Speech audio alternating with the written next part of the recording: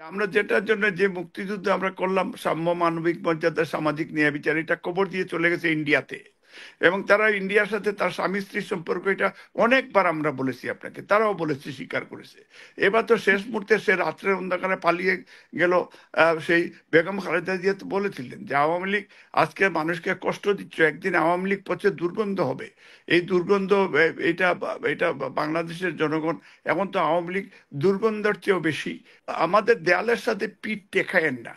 প্রবাসীরা মুক্তিযুদ্ধে, এই তো ইন্ডিয়ার চেয়ে সবচেয়ে বড় অংশগ্রহণকারী হচ্ছে প্রবাসী বাংলাদেশিরা। তখনকার সময় billion dollar, billion billion pound মুক্তিযুদ্ধের ফান্ডে দিয়েছে জাস্টিস আবু সাইদ চৌধুরীর নেতৃত্বে, জিয়াউর রহমানের স্বাধীনতার ঘোষণার পরে। এবং প্রবাসীরা মুক্তিযোদ্ধা। ইভেন যদি শেখ মুজিবুর রহমানের কথা বলেন, উনিও বলেছে প্রবাসীরা মুক্তিযোদ্ধা। প্রথমত যে বাড়ি উপকার দিবে, ওনার সাথে কি পরক্রিয়া সম্পর্ক কারো, কি ভালোবাসা কারো, কি কেন দিবে? কারণ আপনার বাপ না চাচা, খালা না মামু, না মই, মানে কে? আপনাকে আমি কেন দিব? এটা বুঝতে হবে। কারণ যে বাড়ি, এই যে এরা কি, এরা বাংলাদেশের টাকা চুরি করে যে ব্যবসায়ীরা যারা বাড়ি দিয়েছে, এরাও তো থিফ। তাদের বিরুদ্ধে বাংলাদেশের প্রচলিত আইন অনুযায়ী তাদের প্রথম বিচার হওয়া উচিত। তুমি কেন ডোনেট করেছো এবং তুমি বাংলাদেশে কত বিলিয়ন টাকা বা ডলার তুমি ট্যাক্স দাও? এটা দুদক, তাদেরকেও তো ইনভেস্টিগেশন করা উচিত তাদের বিষয়ে। তারা যে দিবে, এবং তারা কে? আওয়ামী লীগ।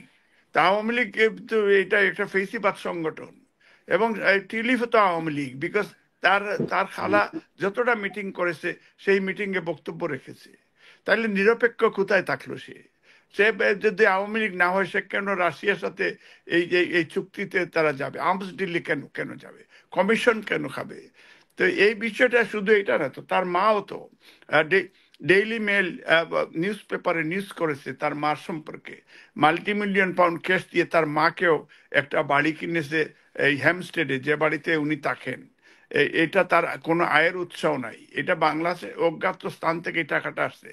আরেকটা বিষয় যেটা কিছুদিন আগে ইকোনমিস্ট পত্রিকাও বলেছে, সালমান রহমানের ছেলে এই আপনার টিলিফের মাকে আরেকটা বাড়ি কিনে দিয়েছে, এই যে বাড়িটা, এই বাড়িটাও হ্যামস্টেডে। তো এরা যে টাকা দেয়, এরা তো লুট করছে দেশকে। আজকে দেশে আপনি গেলে 6 লাখ টাকা, 5 লাখ টাকা ব্যাংক থেকে উঠাইতে পারবেন না। আজকে বাংলাদেশে আমি এসে তো দেখলাম, ভিজিট করে গেলাম, বাংলাদেশের প্রত্যেকটা মানুষ আজকে তারা যে এই যে অগণতান্ত্রিক ব্যবস্থা করে গিয়েছে বাংলাদেশের, সেই আইনের শাসন তারা ডিস্ট্রয় করে গিয়েছে। এবং সেই যেটা আমাদের যে মুক্তিযুদ্ধে, যেটা এই যে কলিমুল্লাহ ভাই বা আমাদের ওই যে বিজ্ঞ আরো শ্রদ্ধেয় আরো দুইজন ভাই আছেন, উনারা আমাদের অত্যন্ত শ্রদ্ধেয় উনারা। এবং উনারাও তো বলবেন যে আমরা যেটার জন্য যে মুক্তিযুদ্ধ আমরা করলাম, সাম্য, মানবিক মর্যাদা, সামাজিক ন্যায় বিচার, এটা কবর দিয়ে চলে গেছে ইন্ডিয়াতে। এবং তারা ইন্ডিয়ার সাথে তার স্বামী স্ত্রীর সম্পর্ক, এটা অনেকবার আমরা বলেছি আপনাকে, তারাও বলেছে, স্বীকার করেছে। এবার তো শেষ মুহূর্তে সে রাত্রের অন্ধকারে পালিয়ে গেল। সেই বেগম খালেদা জিয়া তো বলেছিলেন যে আওয়ামী লীগ আজকে মানুষকে কষ্ট দিচ্ছে, একদিন আওয়ামী লীগ পচে দুর্গন্ধ হবে। এই দুর্গন্ধ, এটা এটা বাংলাদেশের জনগণ, এখন তো আওয়ামী লীগ দুর্গন্ধের চেয়েও বেশি ছড়িয়ে গেছে আজকে। আজকে তারা ভারতের কাছে দেশ বিক্রি করছে। এটা এই যে দেখেন, এই যে তারা করিডোর, আপনার রামপাল, চিরাং সমুদ্র বন্দর, আমরা অতীতেও বলেছি। এবং এখন এটা আপনি চাইলেও আপনি সাথে সাথে ক্যান্সেল করতে পারবেন না। It will takes maybe little time. এবং আজকে বর্ডারে এই যে নির্বিচারে প্রতিদিন মানুষকে গুলি করে মারতেছে, এখনো মারতেছে। তো তো অ্যাটলিস্ট ধরেন বর্তমান আপনার ওই বিডিআর যারা, বিজেপি বিডিআর, তারা প্রতিবাদ করছে, বাংলাদেশের বর্ডারে মানুষের প্রটেস্ট করতেছে।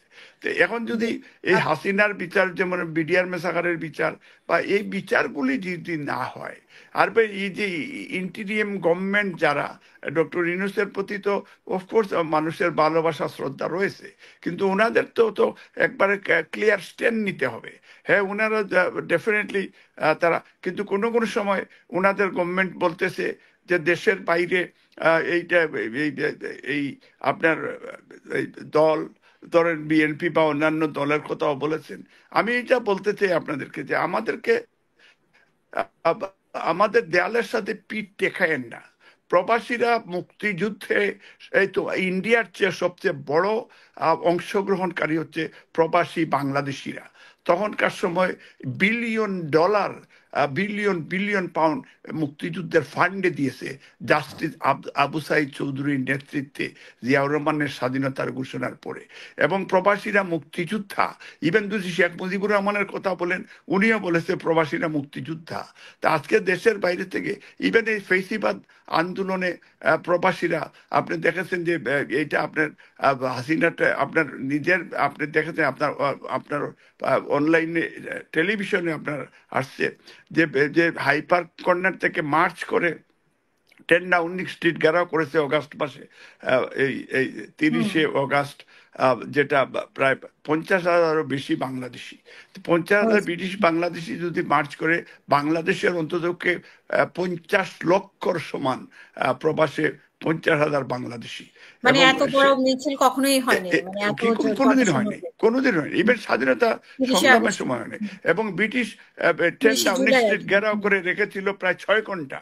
এবং এটা তো ইম্প্যাক্ট কোনো অংশেই, এটা তো যে কোটা সংস্কার আন্দোলনে আমরা ট্রাফালগার স্কোয়ারে আপনি নিচে দেখেছেন যে সেইখানে থেকে আমরা এই প্রায় 50,000 মানুষ ওখানে মিলিত হয়ে আমরা মার্চ করেছি। এটা তো যুক্তরাজ্য বিএনপির নেতৃত্বাধীন ছিল। তা আমরা তো হিউম্যান রাইটস ডেমোক্রেসি বাংলাদেশের পাশে তো আমরা থেকেছি। এখন আপনি প্রবাসী রেমিটেন্স যোদ্ধাদেরকে যদি বলেন যে যে তাদের কোনো ফ্রিডম অফ স্পিচ থাকবে না, তাদের মিনিমাম কথা বলার, তাহলে হাসিনা আর আমাদের মধ্যে ডিফারেন্সটা কি থাকলো? তো সেই বিষয়টাও চিন্তা করে আমাদের আলোচনা করতে হবে বা চিন্তা করতে হবে। ইন্টিরিয়াম গভর্নমেন্টকে আমরা বলতে চাই, প্রবাসীদের ভোটাধিকারের স্বীকৃতি আপনারা দেন। আমাদের ইভেন তারেক রহমান তো বলেছেন যে 31 দফা কর্মসূচি দিয়েছেন সংস্কার, এবং এই যে আপনার রেইনবো নেশন বিল করবেন এবং প্রবাসীদের মূল্যায়ন করবেন, দ্বিকক্ষ বিশিষ্ট পার্লামেন্ট করবেন। তো এই বিষয়গুলি, এবং আপনারা এখন আপনারা বলতেছেন করবেন, মানে মানে জাতীয় সরকার গঠন করবেন। আর একটা জিনিস, আমরা কোমলমতি ছাত্রছাত্রীরা জীবন দিয়েছে, প্রায় 3,000 মানুষের জীবন দিয়েছে। স্বাধীনতা যুদ্ধেও আপনার অন্তত 3 লাখ থেকে 4 লাখ মানুষের জীবন দিয়েছে। এই 3 মিলিয়ন এটা একটা ফেক, ভুয়া, এটা বলেছেন এটা।